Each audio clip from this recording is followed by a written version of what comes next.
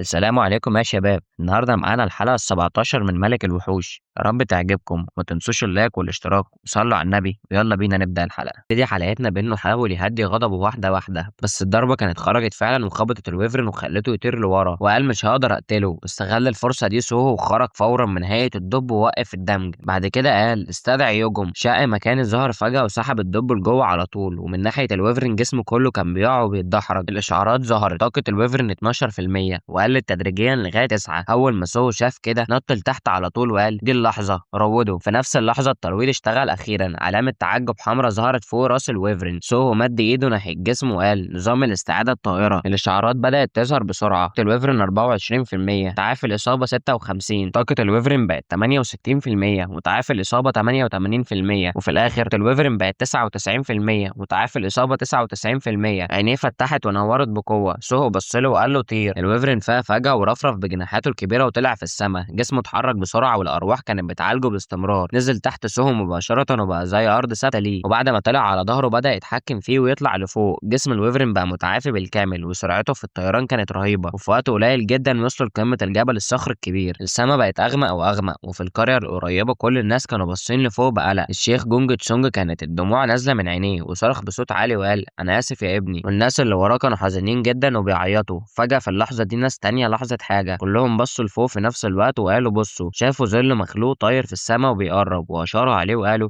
هو ده النوع طاير. الخوف مسكهم كلهم وابتدوا يقولوا لبعض بسرعة يلا بسرعة على الساحة استعدوا للقتال. رجالة القرية كل واحد مسك سلاحه ووجهه ناحية الوحش وقالوا بغضب لازم نقتله. لكن كان وهو محتار سأل يا كابتن في ايه؟ بص لفوق وقال حاسس ان في حد راكب على الطير ده. وفي اللحظة دي سوهو كان بالفعل نزل الوحش على الأرض. البنت الصغيرة بصت للشيخ جونج بفرحة وقالت بصوت عالي يا جدو. هو فرح جدا لدرجة ان الدموع ظهرت في عينيه وقال هياني حبيبتي. في نفس الليلة كل أهل القرية اتجمعوا حوالين النار وبيتكلموا بفرح يا تيتا أنا مش قادر آكل أكتر. بصوا للطفل اللي قاعد وبيشتكي إنه شبعان. مش هتاكل تاني؟ ده أنت بطل بجد، خد له شوية لحمة كمان. قال سيبوني بس أنا لسه خايف جدا ومش قادر أتحرك من مكاني. سوهو قاعد ومسك قطعة لحم كبيرة. عينيه راحت ناحية الوحش اللي بيلعب مع الأطفال بسعادة وفكر جواه أول ما بيتروض تحول فورا لكائن ودود. بص الوحش ده مش عدو خلاص صح؟ ولو اتروض قبل كده تقدر تعرف ده بسهولة. الوحوش اللي كانت في سما جبل بوتسون اتقضى عليها تقريبا بالكامل بقوة الصين وروسيا. الصغير ده كان ضعيف من وهو مولود وما قدرش يمشي مع مجموعته، وده اللي خلاه يهرب من الموت بالصدفة. رغم انه هرب من ساحة المعركة كان مصاب بإصابات قوية وكان جعان بقاله وقت طويل، عشان كده اضطر يعدي الحدود. بعد ما هاجم القرية وخطف طفل اكتشف مخزن أكل يوجم، وده بقى مكان اختبائه. لحد هنا الراجل اللي اسمه جانج اتكلم وقال بفضل صاحبنا جوسيان أخيرا عرفت آكل لحد ما شبعت. انت استخدمت سحر واديتنا حلويات وفاكهة وكمان صلحت بيوتنا وعالجت جروحنا. بقالنا زمن ما كلناش كده. ده خلاني افتكر امي وقد ايه كنا مبسوطين زمان. خد رشفة من النبيذ وبدأ يحكي عن الايام قبل ما البلد تدخل في فوضى كبيرة. وقتها قوات قتلة ظهرت فجأة والسرقة بقت في كل مكان. رغم الجوع والفقر الناس كانت قريبة من بعض وبيساعدوا بعض وعايشين ومبسوطين. لكن ساعتها حتى لو اتجمعنا نحاربهم كنا هنموت في الاخر. ازاي نحارب وحوش شرسة بتظهر كل لحظة بأعداد مرعبة؟ بسبب الوضع الصعب ناس كتير هربت لجوه البلاد وعدوا النهر وراحوا الصين. واحد قال انا جعان جدا يا جماعة ادوني شوية كمان. السيد جونج كمل كلامه وقال كان في آلاف من الناس الرحالة زينا، لكن دلوقتي الزراعة والأكل قلوا. كمان بنتهاجم باستمرار من قطاع الطرق ووحوش في عددنا بيقل. جونج مانج قال احنا اللي جينا من أماكن مختلفة واستقرينا هنا. كنا أكتر من 400 واحد، بعد سنتين بقينا بس 60. الناس اللي اتشردت مش هتقدر تفضل هنا وبيفكروا يمشوا لمكان تاني. اللي حصل النهارده أكبر دليل. سو سمع الكلام ده وسأل طب جوه البلاد أأمن؟ الراجل رد وقال بالوضع الحالي مفيش مكان آمن خالص، عشان الأرض أوسع للوحوش الشرسة وقطاع الطرق هناك هيبقوا أكتر بكتير من هنا، وإحنا عارفين ده. بس سمعنا إن في بكين اللاجئين بيبقوا محميين بطبقات كتير من الأسوار الدفاعية. وشه كان مليان حزن وهو بيكمل إحنا فاهمين إن الناس زينا تايهين لا عارفين اللغة ولا طريقة، هيقابلوا صعوبات كتير، بس ده المكان الوحيد اللي نقدر نحط فيه ثقتنا بالكامل. سوهو رد وقال ده الحل الوحيد، وافتكر كلام مسو قبل كده. آسيا بقت واحدة واحدة ساحة حرب حقيقية والوحوش بيسيطروا على الأرض باستمرار، واليوم هيجي اللي المنطقة المحمية عندهم هتضطر تتحمل مسؤولية الناس اللي هتهرب من الشمال. ولو ما عندهمش القوة الكافية كافية يحموهم هيضطروا يتحالفوا مع مناطق أقوى عشان يعيشوا، وطبعا لكل حاجة تمن. في اللحظة دي جونج قام وقال للكل انتوا سكرتوا خلاص، كفاية شرب كده. بصوا لسوهو ولوحوا له وابتسموا. حضرنا لك أوضة في الدور تاني حتى لو الوقت اتأخر، ارتاح براحتك. لما سمع كده ابتسم وقال مش لازم، عندي حاجات لازم أعملها حالا. جونج قرب منه وهو بيتمايل وقال بس الوقت اتأخر. قبل ما يكمل سوهو قطعه وقال عادي، ولما عرفوا إنهم مش هيقدروا يقنعوه سابوه يمشي. باين إننا ضيعنا وقت المحسن بتاعنا كتير. رد وقال لا مش قصدي كده. بعد ما خلص كلامه جونج بص لجان رانج وقال يا جان رانج بسرعة هات موبايل عمك الأحمر. جري لجوه وقال حاضر يا عمي. بعد شوية سوهو استلم الموبايل الجديد، بص له وقال الإشارة بتاعت القمر الصناعي كويسة، وكمان تحديد المكان شغال بسلاسة، شكرا. الراجل ضحك وقال ولا حاجة يا سوهو، ده أنت محسننا في الأول وفي الآخر. قبل ما يمشي رفع إيده وفتح بوابة مكانية وكان ناوي يطلع حاجة منها. المنظر اللي قدامهم صدم الكل. قالوا السحر ده تاني. ومن إيد سوهو نزلت كمية كبيرة من أحجار دم حمراء بتلمع. الكل جري وقعد يتفرج عليهم بانبهار. دي مش الأحجار الحمراء، دي غالية جدا. سوهو بص لهم وابتسم وقال خدوها استخدموها لو احتجتوها، يلا مع السلامة. وبعدها طلع على ظهر الويفرن وسط شكر الناس ليه. شكرا، سافر بالسلامة، يا رب نشوفك تاني. وهما بيتفرجوا عليه وهو ماشي قالوا يا صديق هنشوفك تاني. وفي اللحظة دي الويفرن دفع نفسه من الأرض وطلع بسرعة لفوق. سوهو قال بفرحة يلا بينا مع السلامة. جونج تونج وابنه فضلوا باصين للسما ومش مصدقين اللي حصل. تاني يوم على طول أخبار جديدة بدأت تنتشر. خبر عاجل، مجموعة الويفرن اللي كانت مسيطرة على السما وراعبة الكل تم القضاء عليها تقريبا بالكامل بواسطة قوات مشتركة من الصين وروسيا في جبل بوتسن. وفي الصبح ويفرن واحد نجا ودخل في قتال مع سلاح الجو الروسي، لكن فيديو بيظهر ان حد بيتحكم فيه انتشر بسرعة. الناس متحمسة جدا لظهور فارس التنين ده. يلا نشوف الفيديو. مشاهدينا الكرام تقرير عاجل. على الشاشة بوابة دينجن ظهرت. الصورة دي متصورة من السما عند كوبري بيمبو. من شوية بوابة انتقال ظهرت فجأة وطلع منها عنكبوتين شياطين ناريين وخلوا المكان كله فوضى. وفجأة المذيع اتصدم وقال مين الشخص ده؟ تحت الكوبري مباشرة بطل ماسك سيفين كان بيجري بسرعة زي الريح. الناس قالت مش ده ليونجو؟ معقول ده فعلا ليونجو؟ الخبر طلع بسرعة في الترند العالمي. البطل ليونجو ظهر عند كوبري بيمبو. فيديو بعنوان ليونجو انتشر وكان متعاون مع فرقة هجونجو سايلو وقدروا يخلصوا على العنكبوتين في 10 دقايق بس. وبعدها التعليقات بدأت تنهال ايه ده؟ ليونجو ليه فجأة في كوريا؟ كنت هموت بس ليونجو انقذني. مهارة سيف ليونجو بقت بتتمدح في كوريا الجنوبية. سريع جدا، سرعة مرعبة زي ما متوقعين من رقم واحد في العالم. وفي ناس قالت ليه الخاين ده رجع البلد. واخبار تانية ظهرت. دراجون كري بيشارك في عمليات مامون سكوربيون مع دبابات روسية. قائمة مدربي سيمبيان وصلت مطار موسكو. ليه الناس دي رايحة صربيا واحنا اصلا هنا ليه؟ كل ده بسبب دراجون كري. مين دراجون كري؟ دراجون كري بيشارك في العملية مع القوات الروسية. الاعلان اتكرر. دراجون كري الشخصية اللي العالم كله مهتم بيها بيتحرك مع الجيش الروسي. النهارده شارك مع سلاح الجو الروسي في عملية اوجر. وحسب المعلومات الشخص اللي راكب الويفرن ده هو سوهو، كوري جنوبي. تعليقات ظهرت سوهو اقوى واحد في العاصمة، بس الشخص ده خلى الويفرن ينفخ نار. ده هيبقى اسطورة هنا. اعصار ناري، ملك الاعصار كمان هو ملك النيران. بالشكل ده ليونجو المفروض يتنازل عن المركز الاول. خبر عاجل، المصنف الاول عالميا ليونجو بيستهدف سوهو بشكل علني. على شاشة الاعلام صوت اعلن مؤخرا عند كوبري بيمبو البطل الياباني ليونجو ظهر بشكل مفاجئ، وده عمل جدل كبير بين الناس. فيديو المقابلة بتاعته بقى مركز الاهتمام فورا. الصحفيين حاصروه بالكاميرات وبدأوا يسألوه اسئلة كتير. يا استاذ ليونجو ليه بتستهدف سوهو بشكل علني؟ ايه السبب اللي خلاك ترجع كوريا الجنوبية؟ اتفضل رد علينا. رد عليهم على طول وقال سوهو اللي بيتقال عليه ملك الوحوش انا هنا عشان اكشفه. كل حاجة عنه كدب. الاستوديو كله سكت وبعدها بدأ الهمس. كدب؟ تقصد ايه؟ ممكن توضح؟ بص بغضب وقال سوهو كان عارف ان جاي كوريا عشان كده هرب، لانه لو واجهني كل خدعه هتتكشف. صحفي تاني سأل يعني ده معناه ان قدرات سوهو مبالغ فيها؟ كل اللي شفناه في الفيديوهات تمثيل. البطل رد وقال سوهو مجرد شخص بقدرات عادية، قوته الحقيقية في القتال عمرها ما اتثبتت. هو بيستغل موارد الدولة عشان يكسب منها. تعليقات كتير ظهرت. قناة ATC نيوز بتعمل مقابلة مع ليونجو وهو بيهاجم سوهو علنا. عدد المشاركين في النقابة وصل لرقم ضخم. هو ليونجو قال ايه دلوقتي؟ يعني اللي بيحصل في روسيا كمان تمثيل؟ هو يقصد ان اللي بيحصل هناك كله جزء من اختبار. هو عايز يجمع كل اصحاب القدرات في روسيا. بصراحة ده منطقي شوية، مش عارف ليه بس بدأت اصدق كلام ليونجو. صحفي تاني سأل هل في حاجة شخصية بينكم؟ واستغل الفرصة وسأله تحب تقول حاجة لسوهو؟ رفع ايده وقال سوهو لو بتتفرج عليا، لو عايز تثبت نفسك بلاش حركات السيرك دي وادخل حلبة SBFCD.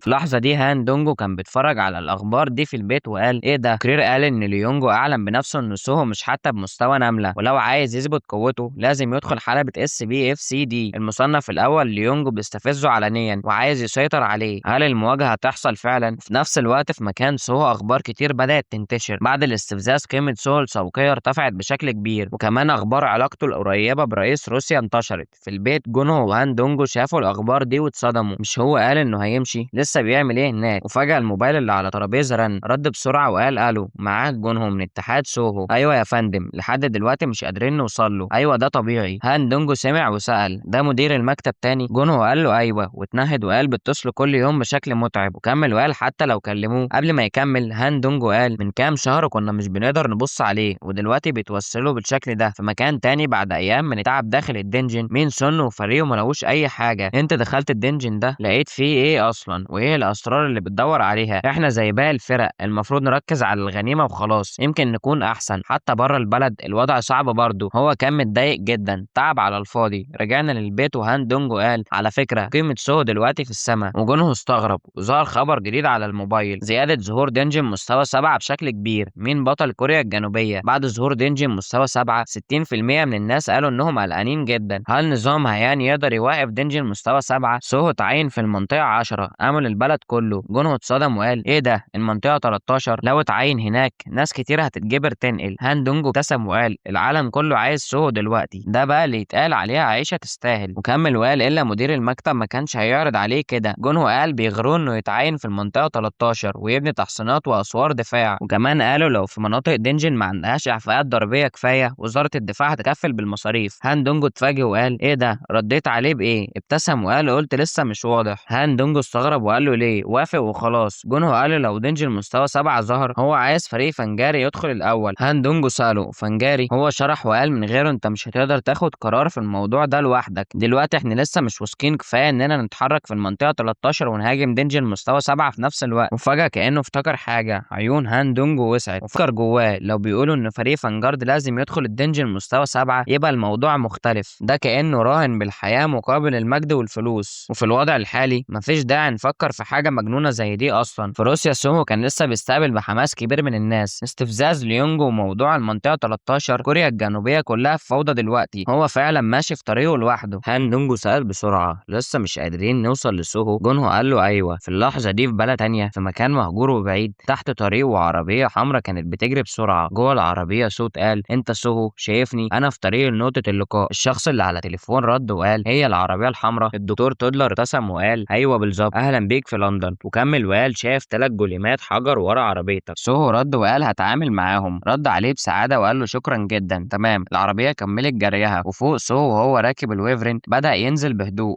الوحوش الحجريه كانها اتجننت، فضلت تجري وراه وتزهر بصوت عالي. واحد منهم خبط الارض بقوه فالعربيه انحرفت بعيد، وفجاه ضربه نار نزلت من السماء، وواحد من الوحوش ملحقش يرد، وقع وجسمه كله خبط في المبنى اللي جنبه وكسره. الوحوش التانية اول ما شافت كده اتجننت اكتر وبصوا لفوق وزعقوا. سوهو ما اهتمش بيهم، اتحكم في الويفرن وعدى بسرعه من فوقهم، مد ايده ناحيتهم وقال اللهب المقدس. وفجاه ضربات نار كتير راحت ناحيتهم وخبطتهم، اعصار نار انفجر حواليهم. ما كانش قدامهم غير انهم يستحملوا الضربه، وبعدها وقعوا لورا واجسامهم الضخمه وقعت فوق بعض وما بقوش قادرين يتحركوا. استغل الفرصه وسوهو قرب منهم بهدوء ورفع ايده تاني واستخدم النار وحرقهم بالكامل. وحش تاني كان شايف اللي بيحصل بص بغضب وزعق، بس قبل ما يتحرك سوهو ضربه برجله وفك اتكسر نصين. القطع طارت وخبطت في المبنى اللي ورا وكسرته. بص عليهم وقال بهدوء هو ده كل اللي عندكم؟ واضح ان قوتهم عكس حجمهم، يمكن عشان مستواهم قليل. وفجاه الويفرن نزل من السما ووقف جنبه. الدكتور تودلر واقف بعربيته وبص على سوهو وسقف له وقال له فعلا رائع زي ما الاشاعات بتقول. سوهو قرب وساله الدكتور تودلر؟ رد وقال له ايوه انا الدكتور تودلر. واثناء كلامهم الويفرن فجاه رفرف وطلع لفوق والهواء لف حواليهم فجاه. الدكتور تودلر بص باعجاب وقال ده مش الويفرن المشهور المرسوم عليه؟ سوهو قال له احنا اللي رسمناه كده نوع من الفن، الوحش ده ما بقاش مجرد وحش، بقى ليه قيمه فنيه كمان. بص له تاني وقال رغم ان اللي حصل كان سريع بس حسيت بقوه دراجون كاي، وعلى اي حال شكرا انك انقذتني يا دراجون كاي. سوهو ابتسم وقال ترجمه طبيعيه جدا، واضح انك بتستخدم تطبيق ترجمه. الدكتور تودلر طلع جهازه وقال من ساعه ما قلت انك جاي اشتريت واحد غالي، بيقولوا ان افضل ترجمه كوريه طبيعيه هي جهاز نايفر بلودستون، ده تطبيق تودلر. وسط كلامهم سوهو بص حواليه باستغراب، مفيش حد خالص. هو ده فعلا لندن؟ المكان مهجور تماما. الدكتور تودلر قال بحزن بصراحه الوضع في انجلترا دلوقتي مش كويس، المكان ده خطر ولما الليل بيجي بيتحول لارض موت. سوهو قال بهدوء فهمت. الدكتور تودلر قال لازم نتحرك دلوقتي. سوهو محبش يسيب الويفرن واقف، فعمل دايره مكانيه وقال تنين السما ارجع البيت. الويفرن سمع الكلام وجسمه دخل جوه الدايره واختفى قدام عين الدكتور تودلر المندهش. قال بدهشة هو بيستدعي وحش. على الناحية التانية من البوابة قطيع ذئاب كان واقف، وفجأة بوابة ظهرت والويفرين دخل منها. العمال في الموقع اتفزعوا وقالوا ايه ده، واشاروا وقالوا دي بوابة انتقال مستحيل. وبعد شوية التنين الطاير رجع البيت، وقف على العشب وهو والذئاب رفعوا راسهم للسما في نفس الوقت. العمال كانوا مش مصدقين اللي شايفينه. ده الويفرين؟ ايوه شفته في الاخبار، مفيش مشكلة، المكان ده مخصص للتربية. رجعنا ناحية لندن والعربية كانت ماشية بهدوء. مش مصدق اني شفتك بعينيا، الدكتور تودلر قال وهو سايق. مكان تربية يقدر يستوعب كائن ضخم زي ده لازم يكون على الاقل مستوى 3 او اعلى. سوهو ابتسم وقال واضح انك فاهم كويس. رد عليه وقال له طبعا، ده لانك اشهر شخص في العالم دلوقتي. بصراحة كنت نفسي اقابل السيد بارك سوهو، انا سعيد جدا دلوقتي. الكلام ده خلى سوهو يتفاجئ شوية ويقول بجد، وفكر جواه ليه حاسس انه بيكلمني كأن تجربة. السما بدأت تضلم اكتر والشمس كانت بتغيب. العربية كانت متجهة لنهر كبير وهم في الطريق كانوا بيتكلموا في معمل ابحاث هنا. الدكتور تودلر ضحك وقال لندن القديمة اختفت من زمان وده شيء مؤسف. وكمل وقال انا دلوقتي بجمع مواد للابحاث. من فترة لندن اتهاجمت بشكل عنيف جدا وده خلانا نجمع عينات مامون واحجار دم كتير. الفترة الأخيرة بنشتغل على بوابات تقليدية لنقل المكان، وده شبه البوابة اللي بتستخدمها عشان تستدعي الوحوش بتاعتك. سوهو سكت شوية وهو بيسمع. الدكتور تودلر كمل لو التقنية دي نفس فكرة البوابات اللي الوحوش بتظهر منها يبقى ممكن نستخدمها حتى لو الوحوش سيطرت على البحر والسماء. البوابات دي ممكن تخلي العالم كله مكان واحد نعيش فيه. سوهو ابتسم وبص بره وقال هتبقى مفيدة جدا، بس لو ما استعدناش كويس قبل ما البشر يتحدوا هنكون اتعزلنا واتحطينا في معركة بقاء صعبة. العربية كانت بتعدي على كوبري كبير فوق النهر. الدكتور تودلر قال هو انا اتكلمت عن نفسي كتير، وبعدين سأل ممكن اعرف انت ليه عايز تقابلني؟ في اللحظة دي وش سوهو اتغير وبقى جاد وقال خلي بالك. الدكتور اتفاجئ وبص قدامه، وشه اتقلب خوف. قدامهم مباشرة الكوبري كان بيكسر بسبب حاجة طالعة من تحت. حجارة وحطام كانوا بيطيروا في كل حتة. اللي ظهر كان حوت ضخم جدا دمر الكوبري قدام عينيهم. الدكتور تودلر لف بالعربية بسرعة وصرخ. قدام سوهو ظهر لوحة معلومات، حوت أحدب مستوى 2 الصحة 18. ومش بس كده، كائنات تانية ظهرت. قرش ضخم. أول ما شافه الدكتور تودلر قال ميجا بن. الوحوش ظهرت فجأة من أماكن مجهولة والدنيا بقت فوضى. عربية الدكتور وقعت لتحت وصرخ برعب احنا بنقع. العربية كلها وقعت في المية والوحوش رجعت تحت المية بسبب اللي حصل. هليكوبتر عسكرية وصلت بسرعة للمكان، كانوا بيراقبوا الوضع. عربية مدنية وقعت من الكوبري. نتمنى فريق الإنقاذ ينجح في المهمة. فريق الإنقاذ كان ماشي فوق سطح المية. واحد سأل روجر مين ورا؟ رد وقال موسكو كويندين وسينجا. ست قوية قالت تم الاستلام جاري التحقق. وبصت جنبها وسألت مش العربية اللي وقعت دي بتاعت الدكتور تودلر؟ الراجل وراها قال غالبا أيوه. قالت أنا هتعامل مع تودلر، أنت روح للقرش. ابتسم وقال تمام. وبمجرد ما خلصت كلامها نطت في المية. عينيها نورت وهي بتبص تحت. الناس اللي معاها كانوا واقفين مستنيين. المية كانت غامقة ومش باينة. عينيها بقت زي كشاف بتلف وتنور. بعد شوية لقت عربية الدكتور، بس الغريب لما قربت ما لقيتش حد جواها. العربية كانت فاضية. وفجأة صوت عالي جدا خلاها تبص وراها بسرعة. كان القرش والحوت ظهروا وراها. القرش كان بيطارد الحوت بعنف، وفي لحظة خطيرة الحوت لف بسرعة وهرب. كل قوته طلع لفوق ناحية سطح المية. القرش ما استسلمش وفضل يجري وراه بسرعة أكبر. قرب منه جدا وفجأة الحوت طلع من المية بقوة وطار لفوق في الهواء. فريق الإنقاذ شاف الصوت ولف. المجابن وصل. اضرب. كانوا هيضربوا بس فجأة صرخوا استنوا، في حد راكب على زعنفة الحوت. الدكتور تودلر وشه بقى شاحب وقال انا هتاكل. قدام سوهو ظهر لوحة معلومات ميجا بن مستوى 3 صغير قوة القتال 647. سوهو رفع ايده بسرعة ووجه الارواح ناحية القرش وقال الدوامة. وفورا الارواح ظهرت في نفس اللحظة ولفت حوالين وحش القرش. سحبوه لجوه ودوامة عنيفة قامت ورفعت الوحش لفوق في الهواء. سوهو خرج من الخطر والدكتور تودلر قال بدهشة ايه ده، ايه اللي بيحصل؟ فريق الانقاذ تحت اتصدم من المنظر. دي دوامة انا شفتها قبل كده على اليوتيوب. والبنت القوية لاحظت بسرعة وقالت ده نايت دراجون. سوهو ما وقفش، رفع ايده تاني وقال نار. نيران كتيرة لفت حوالين الدوامة وبلعت وحش القرش وولعته وهو في الهواء. فريق الانقاذ من بعيد كانوا بيتفرجوا وبيصرخوا الحوت بيقع.